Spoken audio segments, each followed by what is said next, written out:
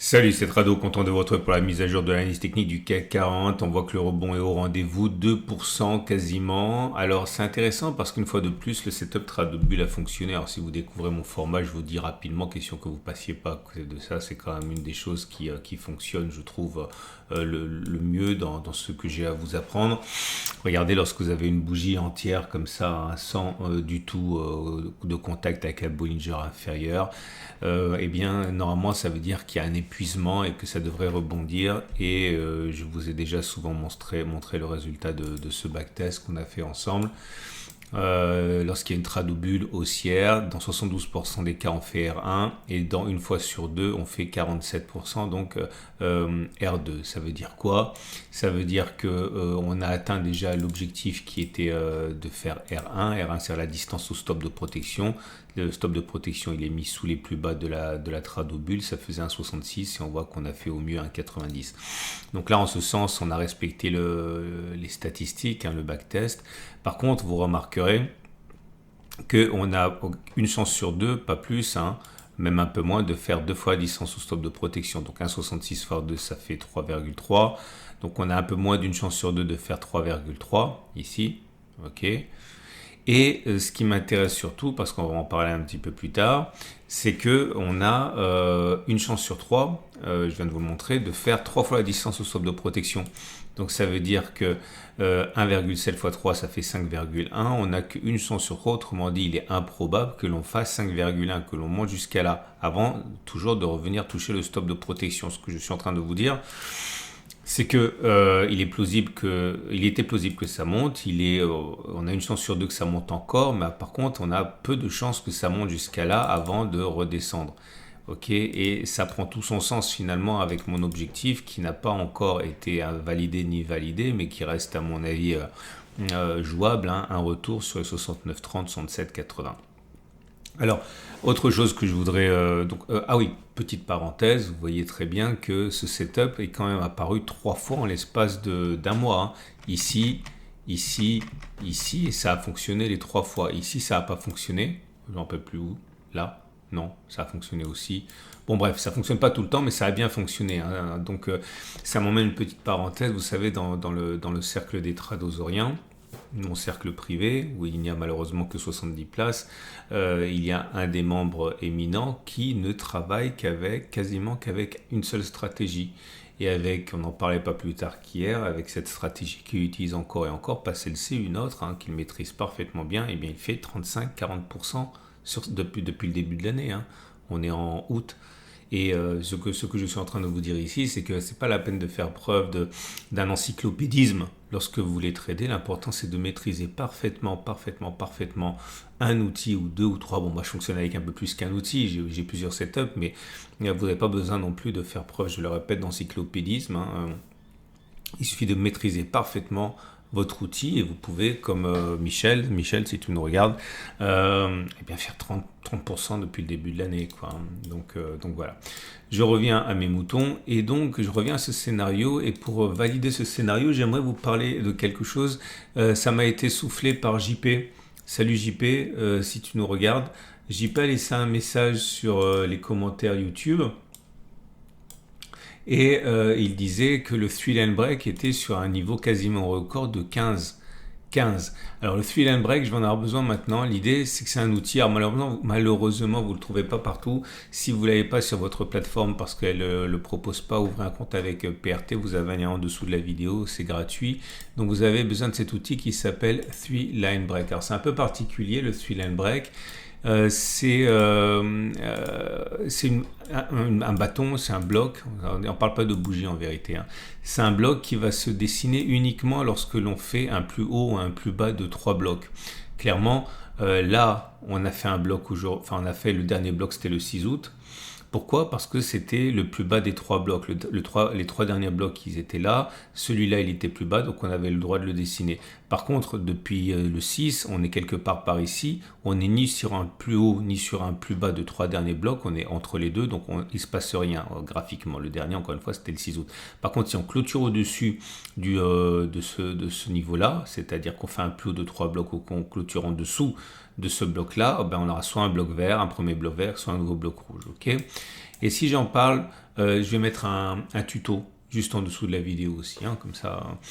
Et l'idée, c'est que si vous comptez, ça fait 15. C'est rare, 15. Ok, et il y a toute une stratégie que je vous ai expliquée, qu'on va pouvoir prendre d'ailleurs, hein, lorsque le premier bloc vert apparaîtra. Mais l'idée, c'est que quand vous avez un bloc rouge, vous avez très souvent, 8 fois sur 10, eh bien, une couleur du prochain bloc qui est encore rouge. Autrement dit, vous avez rarement un bloc rouge et après un bloc vert. Ok, généralement quand c'est un bloc rouge, vous avez un deuxième bloc rouge après un premier bloc rouge. Là, pas toujours. Là, vous avez un premier bloc rouge et puis après vous avez un bloc vert. Mais vous allez voir que beaucoup plus souvent que l'inverse, vous avez plusieurs blocs rouges et pas un seul bloc rouge isolé, comme c'est le cas ici.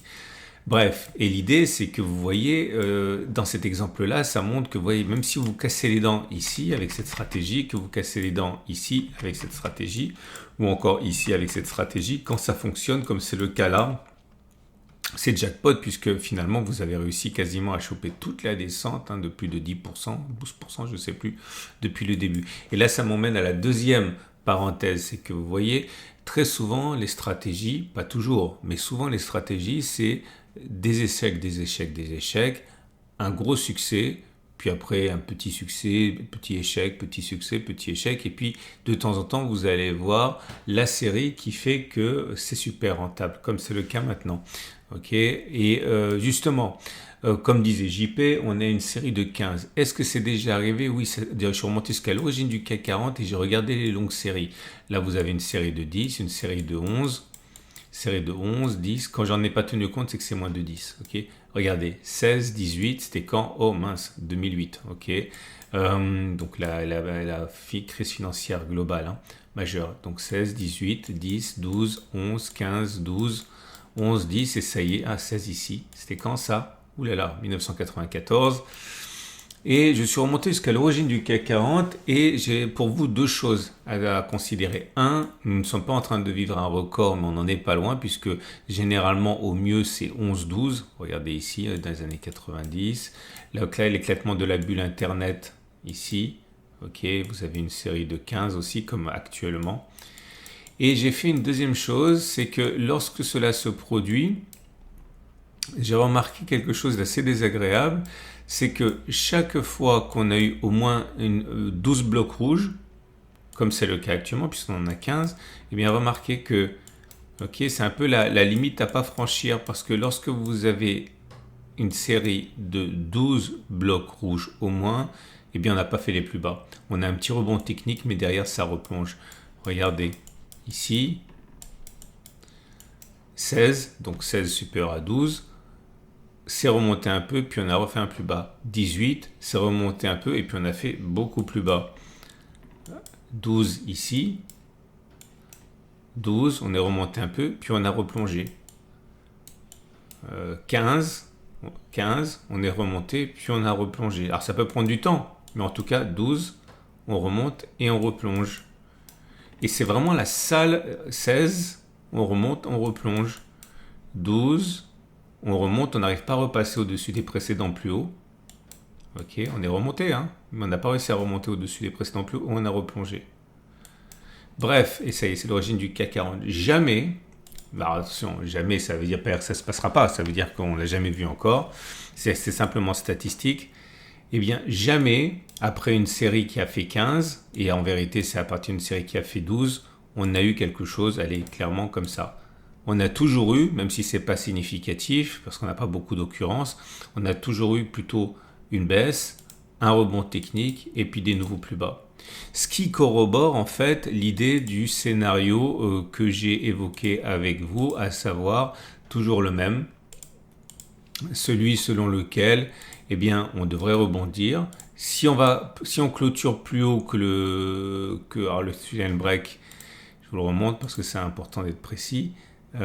Si on a un premier bloc vert qui apparaît ici, on pourrait même en avoir un, deux, qu'importe. Il suffirait de clôturer au-dessus de 1, 2, 3, au-dessus d'ici, hein, au-dessus de 7380 pour avoir un premier bloc vert. Mais même si on clôturait au-dessus des 7380 et qu'on avait un premier bloc vert, eh bien, même 2, même 3, qu'importe, il faut savoir que statistiquement, 7380, c'est là. Voilà, à peu près là. On pourrait très bien faire ça. et puis replonger. Ok, voilà, c'était le petit avertissement du jour. J'espère que ça vous sert. Trois choses. Un, vous avez un tutoriel en dessous de la vidéo pour savoir comment on utilise le Thrill and Break. Deux, vous avez un lien pour ouvrir un compte avec PRT si votre plateforme ne vous propose pas le Thrill and Break. C'est quand même dommage. Trois, on passe au trade du jour. Votre rendez-vous avec IG. IG, bien plus que du trading. Une équipe d'experts à vos côtés. Donc, si vous êtes haussier, vous l'avez compris, hein, pourquoi pas parier sur le fait qu'on va continuer de monter. Attention, parce qu'on a testé comment ça s'appelle, la Tradobulle, on a vu qu'on n'a qu'une chance sur deux à partir de maintenant. Hein. Enfin, on a une chance sur deux de faire R2, deux fois la distance de stop de protection, donc je préférerais à la limite attendre que ça revienne ici pour acheter. Si vous voulez spéculer à la baisse, vous êtes toujours dans les clous, hein. Laissez remonter les choses et puis tentez éventuellement de trader. Vous pouvez rentrer même ici par exemple, ok, stop de protection au-dessus des plus hauts et vous avez un très beau ratio gain-risque. Excellente journée, vous avez plein de choses qui vous attendent dans l'onglet communauté de la chaîne YouTube. À demain pour la mise à jour.